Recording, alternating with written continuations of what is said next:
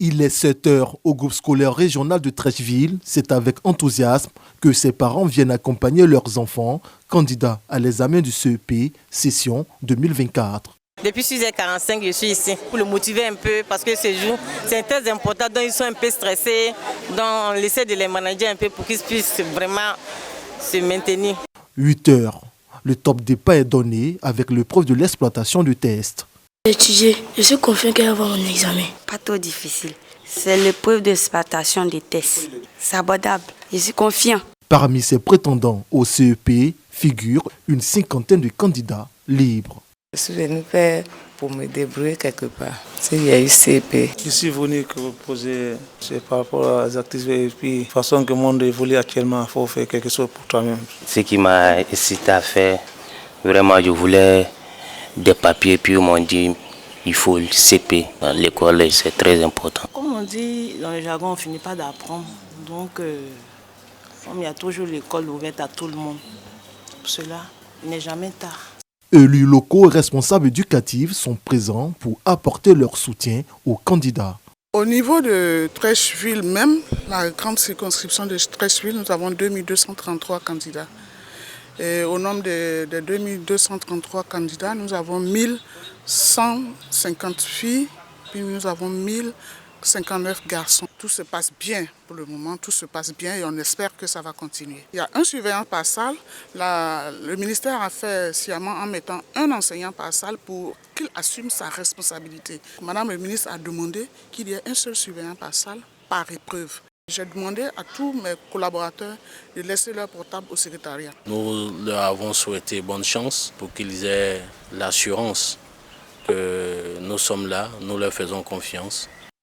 Ici, au groupe scolaire Cocody Sud, les candidats en pleine composition reçoivent la visite de Sidibé Yacouba, inspecteur de l'enseignement primaire et préscolaire de Cocody Blocos. Ici, nous avons environ 210 candidats pour 8 salles. Tout se passe bien, les forces de l'ordre ont été déployées.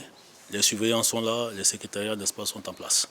Pour cette session 2024 de l'examen du CEP en Côte d'Ivoire, 627 908 candidats sont inscrits. La proclamation officielle des résultats est prévue le lundi 3 juin 2024.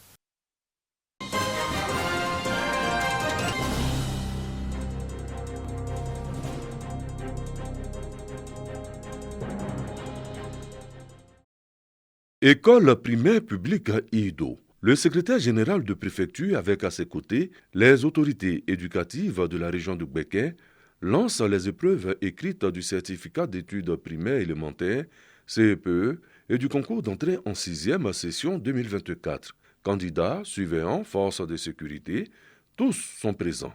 Occasion pour le représentant du préfet de région de prodiguer des conseils d'usage aux candidats. Aujourd'hui, c'est le jour de l'examen.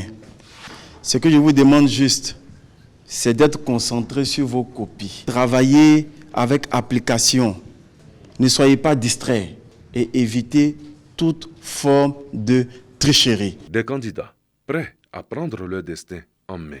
Je n'ai pas peur d'affronter les épreuves. Je suis prêt. J'aurai mon CEP cette année parce que j'ai bien étudié. Pour les autorités éducatives, il s'agit de faire respecter les consignes en vigueur avec en ligne de mire la lutte contre la tricherie. Madame le ministre s'est engagée à lutter contre la fraude. Nous voulons des examens propres où les enseignants n'ont pas le droit d'aider les élèves. Nous demandons de la responsabilité. Les écrits du certificat d'études primaires élémentaires et du concours d'entrée en 6e prendront fin par l'épreuve de mathématiques. Au total, 30 981 candidats sont répartis dans 123 centres dans la région de Gbeke. Les résultats sont prévus pour le lundi 3 juin 2024.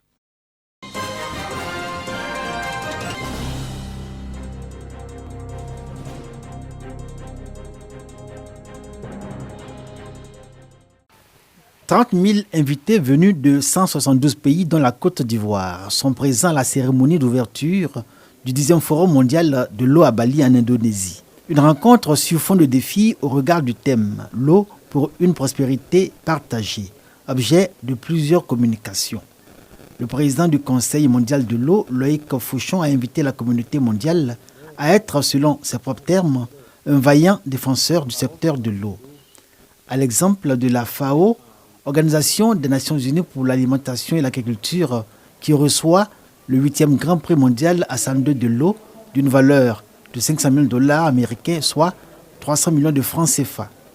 Les travaux de ce 10e Forum mondial de l'eau porteront sur diverses thématiques dont l'eau pour l'homme et la nature, la sécurité et la prospérité de l'eau, la réduction et la gestion des risques de catastrophes, la coopération et l'hydrodiplomatie, les financements innovants dans le domaine de l'eau et la connaissance et l'innovation. Plusieurs expositions sont prévues mettant en lumière les innovations technologiques relatives à l'eau, à l'environnement et à l'assainissement. La Côte d'Ivoire est attendue pour un panel de haut niveau animé par le ministre des Eaux et Forêts Laurent Gbagba, chef de la délégation ivoirienne.